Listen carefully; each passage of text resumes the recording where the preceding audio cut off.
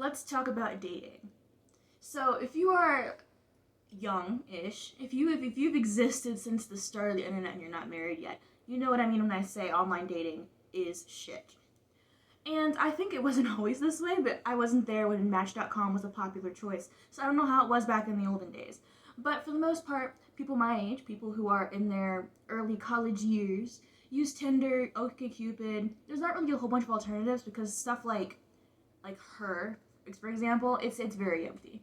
So let's say you use one of the big ones, and you go type in what you're looking for, long term, or heck, even a hookup, or short term, or whatever. And you most likely, a couple things will happen. You talk for 4 seconds, you get ghosted. You realize this person is really weird on the first date, and then you don't come back for a second one, or you just don't do anything more than swipe because you don't really feel a connection to pictures on a screen. Yeah, you can look at someone and think, wow, that's pretty, but half of the pictures on here are edited or have filters.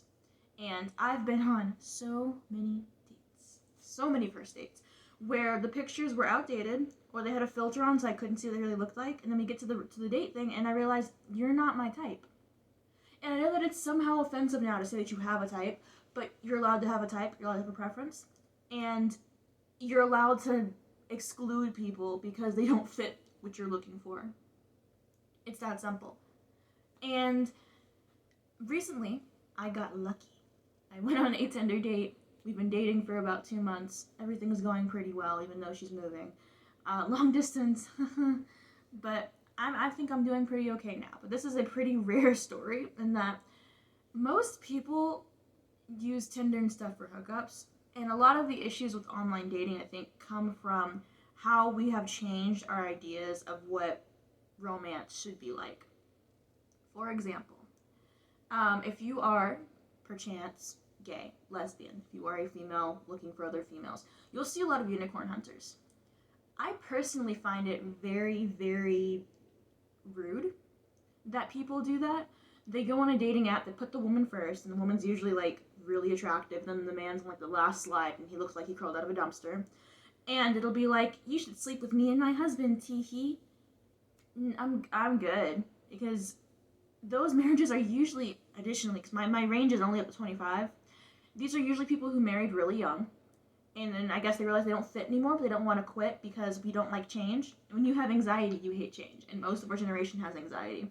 So instead of just saying, oh, I don't think we're fit, I think you want to cheat or you have cheated or I want to cheat or I have cheated, and saying, okay, time to call it quits. No, they go, we'll introduce a lesbian in a sexual way, only sexual, because that's what we're looking for, to spice up our sex life so we don't look for other people.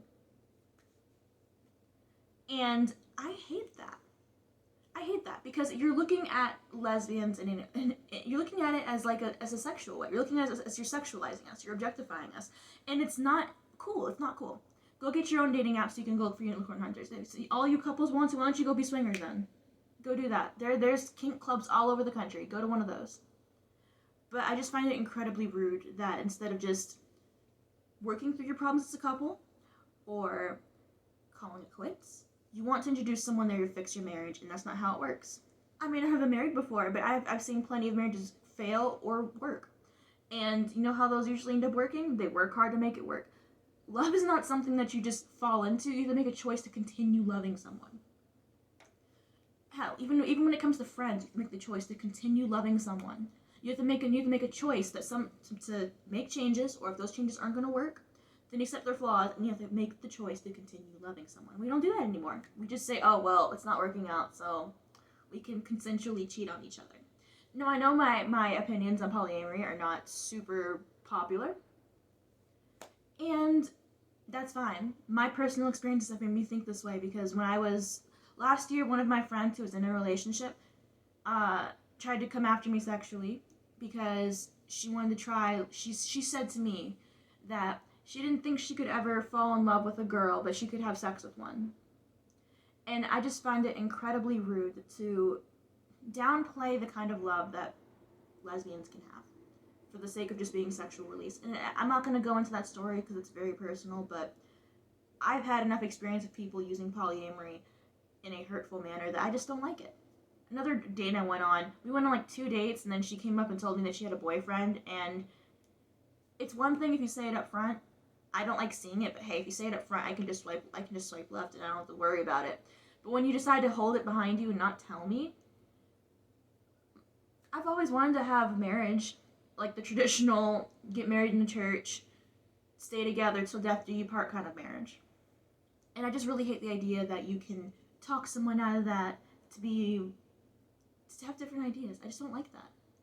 Another issue that I've seen a lot of is, well, actually, I've seen a couple studies on this saying that millennials and Generation Z have less sex than anyone else other generations have had. I think that's incredibly funny. We're so sex positive, but we can't get any.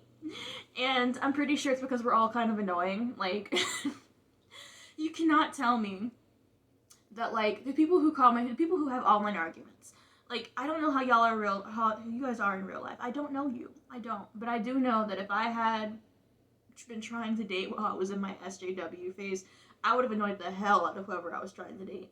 And I just think it's incredibly funny that we're not getting anything when we're so sex positive.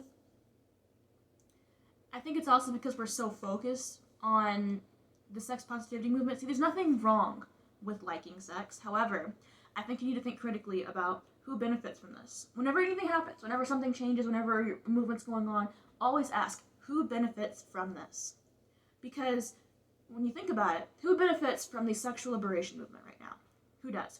Okay, telling girls to dress in as skimpy outfits as they want to, have as much sex as they want to. Yeah, I'm sure for some girls that is good for them. That's what they wanted to, and they're not getting judged for it anymore. However, the guys they're having sex with and the guys who they're performing for are benefiting the most. Because in addition to pushing this idea that you can just have all the sex and you'll be happy and you'll be fine, our generation's depressed. We're sad. We're not having meaningful connections. We're not getting married as much. And I'm not saying that this is an easy to solve problem. I'm just saying we should think critically about it. Let's think critically. I'll admit that I'm a little old-fashioned with some of my ideals, but I'm not going to judge someone for their own choices. But I've seen plenty of friends who've decided to try doing that, matching with Tinder guys, going out, hooking up, and they never felt happier for it. Hell, our society's pushing all of these Photoshop bodies on Instagram and on the TV and on all kinds of media. And the idea that if you're not performing this feminine sexuality in the right way, it makes people feel worse. I'm not saying this is an easy to solve problem. I'm not saying this is the only reason we're having this issue. But I do think that the sexual liberation movement is another reason why we're having a hard time being in long-standing romantic relationships. Again, probably not the popular opinion, but I've always been the type to believe that you should have sex with someone who you at least trust. At least trust the person. But I digress. Honestly, it's none of my business what you do. I'm just saying maybe think critically about if you're feeling shitty after having a one-night stand. Maybe the problem is that you're having a bunch of one-night stands. Maybe you should go to therapy first. Maybe you should work on your own self-image, because maybe the problem isn't the one you can solve by substituting another person to feel less lonely. So this, dear viewers, is where we part. This was another rambling video, but I think I figured out how to get the camera to work better. As you can see, I have no pictures behind me. Yeah, no pictures behind me because I'm getting ready to move. That's really fun. I love being 19 and having to pay bills and live on my own with no help. It's a lot of fun.